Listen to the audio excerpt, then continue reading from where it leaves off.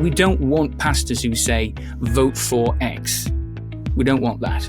Yes. But what we do why wouldn't we want to do that? Because I think that because the Christian conscience is engaged. So we give the principles, but when it comes to the application of those principles to who to vote for, it's a matter of Christian conscience.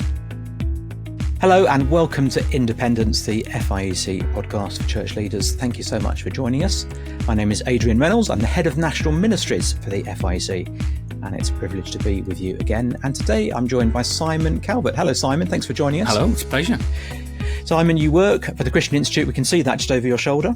And it's great that you found time I know it's a very busy season to come and join us. We appreciate it. You're Deputy Director for the Christian Institute. Just tell us very briefly a little bit about the Christian Institute, how it's serving the church in the UK. So, been around since 1991. We write to about 60,000 homes and churches across the UK. Those are our in-touch supporters. We have a staff of 52. We are helping the church to get to grips with some of the hot potato issues, some of the issues that are of most concern to Christians. Not all the issues, but issues that we think are really important. And we're helping the church to get to grips with biblical teaching, but also helping them to understand what the world is saying and how to talk to the world outside the doors of the church about these issues. And for that reason, we also have a strong emphasis on working in politics. We work in all of the parliaments across the UK, and also we do a fair bit of media work. So, looking into a camera or sitting in a radio station and trying to talk about some of these hot potato issues from a distinctively Christian perspective. Great. And we can see that you're there in the professional studio. I'm here in my amateur setup. That's the difference between us. You said you got 60,000 on your mailing list. Yeah. That's made up of 59,999. And Adrian, long been on that list and very grateful for all you do. Not only the stuff we see up front, but there's a lot of things that go on behind the scenes, and we're very grateful for that.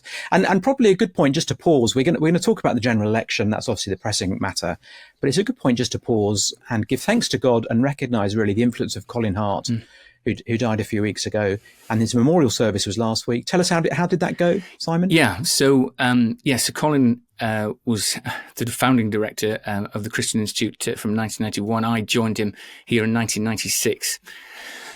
So I've known him and worked with him for nearly 3 decades, and he died very suddenly in March, and we're still trying to come to terms with that. But it speaks really well of Colin that he never wanted this to be a personality-focused organisation. He always used to joke that he'd had a charisma bypass. That was his way of speaking about it. But he was believed very much in training people, in sharing strong convictions and big ideas.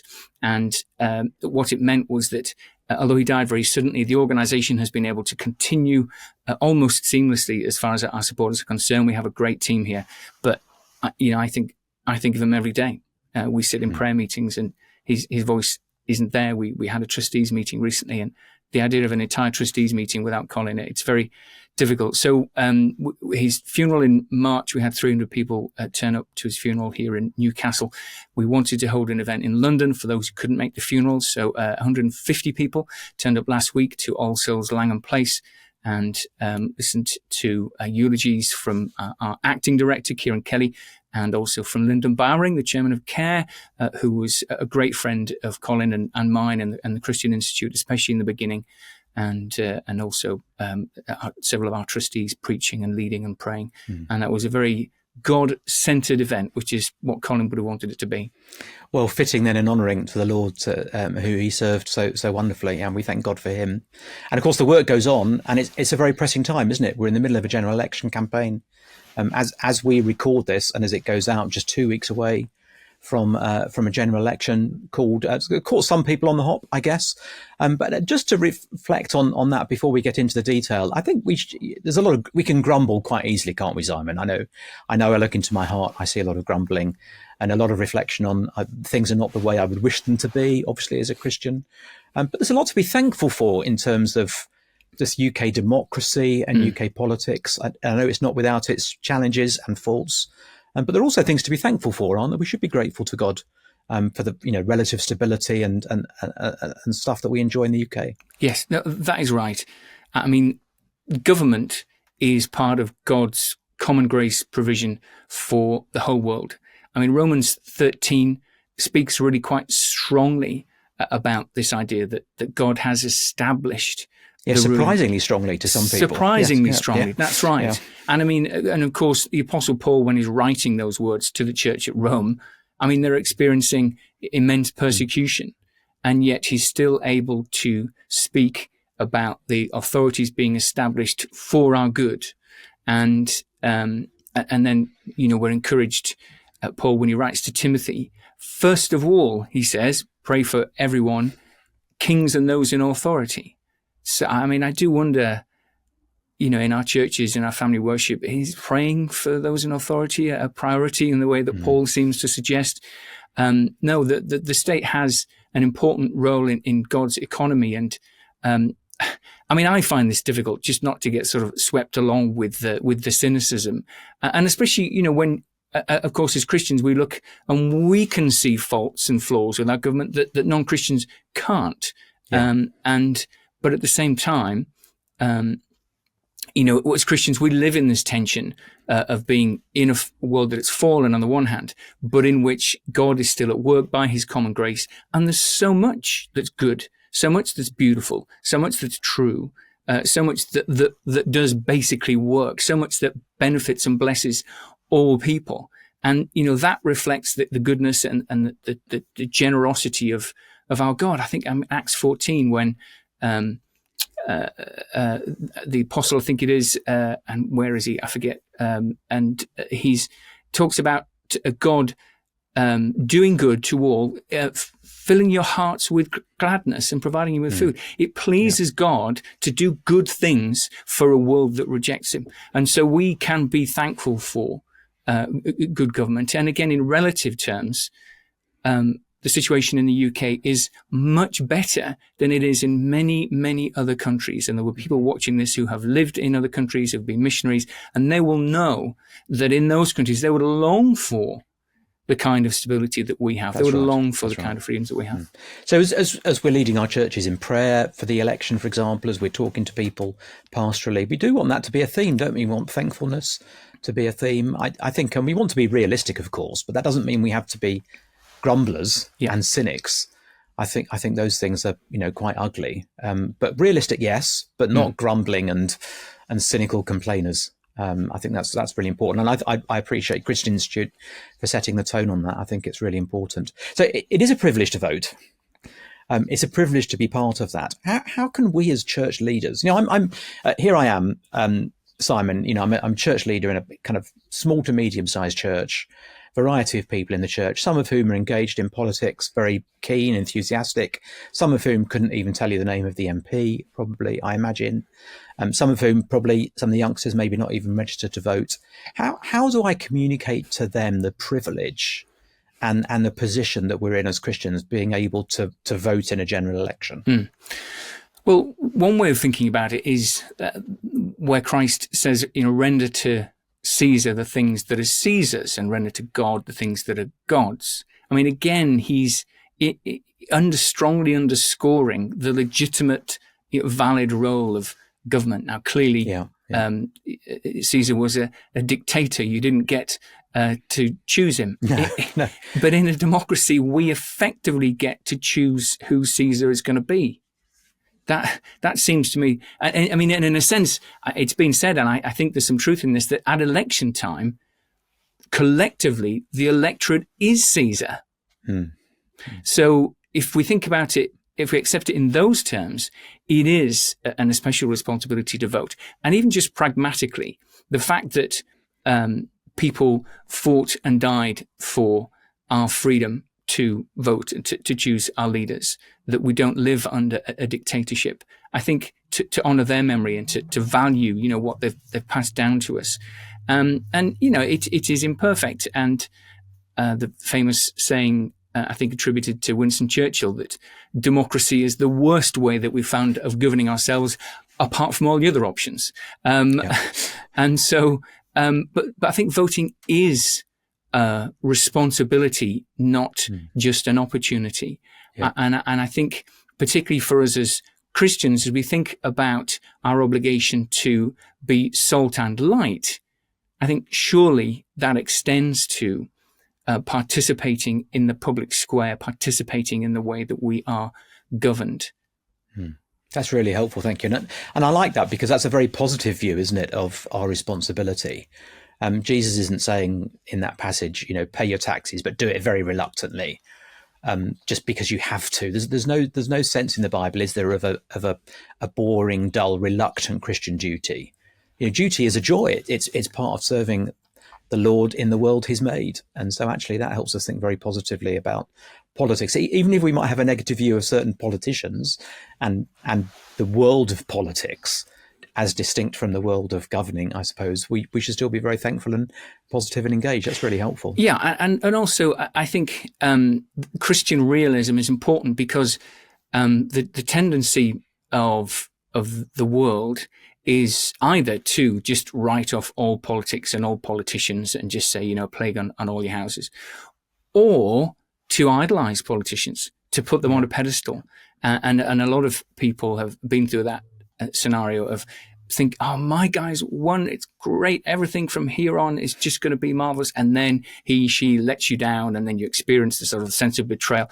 I don't think as Christians we need to go through that, because, for example, I think it's the Psalm 146 maybe, put not your trust in princes. It is 146, that's right, yeah. Yeah.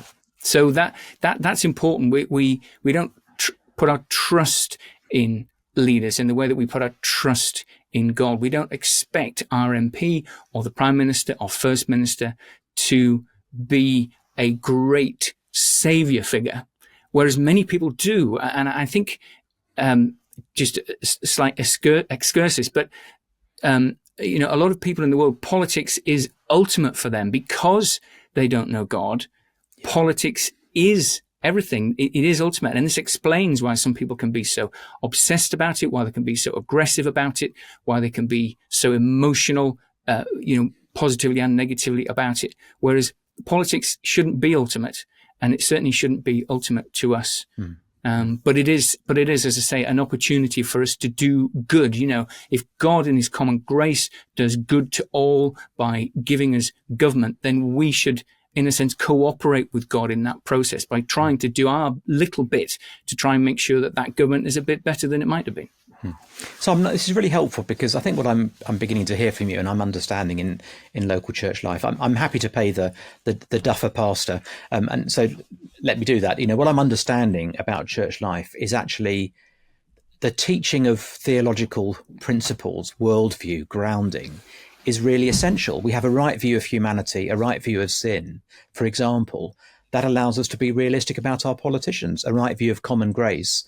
We rejoice in what they're able to do, but we're also realistic about the fact they are fallen people living in a fallen world. Exactly. And actually, I think so often as pastors, we teach the application without the grounding principles. And of course, we do want to teach application. That's really important. But actually, if we're not giving people the foundational principles, we won't enable them to think biblically and think wisely. And actually, when it comes to choosing, that's really important. I mean, that's voting, choosing. That's a difficult, I find that a difficult thing. You look at the parties, I think, there's not a Christian party espousing Christian values. There are bits and pieces here and there, perhaps some vestiges of a Christian worldview, some policies I like, some policies I don't like.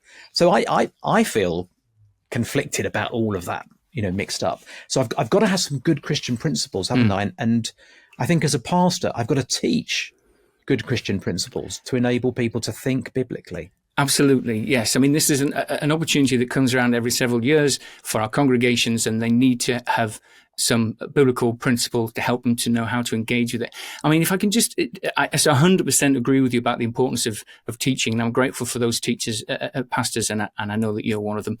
You're not the duffer pastor, who do try and give Christians some guidance on this. We don't want pastors who say, vote for X. We don't want that. Yes. But what we do you're not allowed to do, you're sort of verging into slightly dodgy territory if you do that, aren't you? If you use your position to persuade people. There is an ancient law, well, it's actually not that ancient, Victorian probably, which says that if you use the threat of hellfire to try and persuade somebody to vote this way or that way, you're actually committing offence. I think that's still on the statute book. Well, my local mayor was convicted of that in Tower Hamlets. Yes. Yes, look for Rahman. Yeah. Anyway, so there we are. So yes. and we wouldn't want to do that, would we? I mean, as I say, I wouldn't want to. Why? Why wouldn't we want to do that? Because I think that because the Christian conscience is engaged. So we give the principles, but when it comes to the application of those principles to who to vote for, it's a matter of Christian conscience. Right. I think secondly, because we are realistic, the moment you say, vote for X, you are building into the equation the time, a day or a week or a year down the line where that person or party X lets you down and you've hitched your wagon to them. And you've also got the kind of complexity that person or party X might be good on abortion, but they might be terrible on marriage and divorce or something. And so are you, people want to know, are you endorsing all of them? I just think I think the pulpit is not the place to be preaching loyalty to a particular party or candidate, because I think there's just, it also, it gives people the opportunity to say that you're tying the gospel to a particular party. And I just think that can be very unhelpful. I mean, the great Spurgeon, of course, was known for having, the Liberal Prime Minister, Gladstone, I think, in his pulpit and stuff. I mean, Spurgeon's great for many things, but I couldn't go with him, that far on that. But to come to your point about teaching, so, we talked about Colin. I'm grateful to you for the chance to mention Colin. One of Colin's great heroes when he was setting up the Christian Institute was Harry Blamires, who died in 2017. Harry Blamires was a student of C.S. Lewis, and he was a great Christian apologist. And he wrote in 1965 a book called The Christian Mind. This is an ancient embattled copy that Colin obtained. There we go, yeah. The Christian Mind by Harry Blamires. And what Harry talks about is the way in which, as Christians, we can be functionally secular. And he has this phrase, and he talks about how we go to church and we think Christianly about our worship and prayer. But then he says, when we talk politics with a politician, or labor relations with a unionist, or healthcare with the healthcare worker, we are functionally secular, and we dispense with a Christian mind.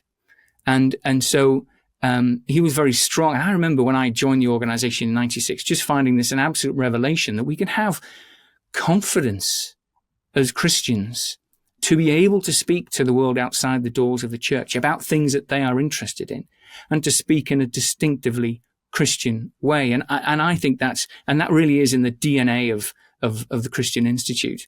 And so, what he says is you have this clash of worldviews, and we have to be alive to that. We have to recognize the way in which the world is trying to squeeze us into its mold.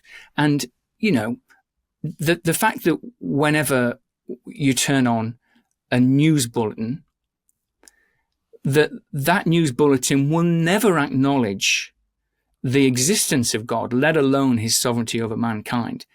So it is inherently secular. Now, I'm not saying that we shouldn't watch news. That's not my point. My point is just being alert to the fact that we are being given a secular view of the world all the time. And in order to counter that, we need to be, strengthening our consciences with Christian teaching to help us think in a distinctively Christian way about these things. And so I think that's so important. So when it comes to choosing, we need to be governed by, God's sovereignty, that the fact that as R.C. Sproul used to say, there isn't one rogue molecule in the universe. Everything is under God's control. It's a lovely idea, isn't it? It is a lovely idea. Everything is in God's hands, including our rulers. Proverbs, again, it says the heart of the king is like a watercourse in the hands of the Lord. He directs it whichever way he wishes. So the idea that a king, a powerful ruler in that time, a dictator, can still be moved in his course by God. That's really important. And that gives us kind of fuel for our prayers. So when we do come to 1 Timothy 2 and praying for rulers, we can pray believing that God can actually change the directions of government. But in terms of our choosing, we have to prioritize the things that Scripture prioritizes. We have to be able to recognize where there are Christian biblical absolutes that apply, where there are Christian wisdom issues that apply, and then just where there are, good faith, honest disagreements between Christians. And we have to not fall out over, the kind of the tertiary stuff or even the secondary stuff. Can we just come back to that in a moment? I find this really hard because it's complicated. It's complex, isn't it? There are those kind of key issues that we can look at, but still, you find yourself as you look across the parties setting one against the other very often. It's a very. I think we need to prepare people for some complexity. There aren't often clear-cut answers, are there? And person A may come to a different viewpoint from person B, because actually there are these, maybe there are 3 or 4 really key issues, but actually someone might rank them 1, 2, 3, 4. Someone else might rank them 4, 3, 2, 1. Yeah. So, I find that complexity somewhat overwhelming, Simon. Am I mistaken to do that, or is that just the reality of life? I think that is the reality of life. But I want to say that there are some issues that I believe, as Bible-believing Christians, that we have to prioritize. So the free proclamation of the gospel. If a government, if a parliament is proposing to do something which would prevent the church from doing its job, that ought to be a first order issue for We've us. not heard much about that this election campaign, unless I'm missing that. No, and this is one of the things, and Christians say, well, none of the parties are really strong on that, so kind of what's the point? Well, the point is we need to get them thinking about them. During COVID, one of the reasons why the government found it so easy just to close churches down was that we weren't even part of the discussion. We hadn't done our own thinking about it, and we hadn't, represented those views to government. So we were blindsided, and they were, religiously illiterate. I think it's very important that, we are part of the conversation, and I think that is a primary issue. And then another primary issue will be life. The Bible says, you shall not murder. So we can't support abortion. We can't support euthanasia. So beginning and end of life issues come in there, don't they? Exactly. Yeah. So then we have to be able to, and marriage too. Christ said, for this reason, a man shall leave his father and mother and be united to his wife. So one man, one woman for life. So it means we can't support same-sex marriage. We can't support divorce laws, which trivialize the process of divorce. We can't support gender ideology. So I think there are some priority issues in there which help to give some clarity. But to your point, the application of that has to be, of course, carefully thought about. None of us is advocating a theonomy, a theocracy. But what we are advocating is that we, having, as it were, sensitized our own consciences by the word of God, seek to sensitize the consciences of people outside the church. Yeah. And given that, as Romans says, the moral law is written on the hearts, people's consciences now accusing, now even defending them. So sometimes they make the right choice. There is a role for us seeking to sensitize people's consciences to help them make the right choice. Yeah. But just briefly, Simon, how do we help people post the election when people will have come to different conclusions? We believe in unity in the church, which doesn't mean uniformity. There will be some differing views. People come from different backgrounds, have different stories. How do we keep people together in church on the issue of politics, where, there might be some people on July the 5th who are extraordinarily happy, others who are extraordinarily disappointed, others who are indifferent. Yeah. But give us some tips for us as pastors, how we maintain unity through that. It must be key to keep proclaiming the sovereignty of God. Yeah, that must be part of it. But how do we actually help people relate to one another well? So I think one tip is don't expect other people to feel the same way about things as you do. I think that's something that people find difficult, is when So if you're unhappy with the election result and you say, "Oh, isn't it terrible?" and you just speak to other people whose political convictions you don't know about, and that kind of makes them feel uncomfortable. They have to kind of either go along with you in your sadness or actually say, "Well, I take a different view." And similarly, if you're jubilant on election day. So I think just recognizing that other Christians, will have come to different conclusions from you about how to use their vote. And again, I think that's part of the prioritizing, is that we prioritize the issues that really matter. And then, on other issues, what is the correct level of taxation? How do we best fund the NHS? What about student debt? So as Christians, we can come to a view on those things, can't we? Yes, absolutely. It's not that we're neutral on these things. We can come to a Christian view on those as well. Yes. Sorry. Yes. For forcing me to clarify. Yes, we do. But what I'm saying is, I think in terms of if we're going to disagree with another Christian, I think it should be on kind of first order issues where the Bible is very, very clear. And on other things, we have to have the grace to take a different view. And I think disagreeing well, I think we can model that to the world. I've been looking at, I've had on my wall for years, just some of the Bible verses about how to speak to people. So the Apostle Peter says, be prepared to give an answer, and this is in the context of hostility to our faith. But do it with gentleness and respect. You look at Philippians, I think it's 4 verse 3. Let your reasonableness be known to all. I'm not sure I've ever heard a sermon on that, but that sounds like a good thing to think about.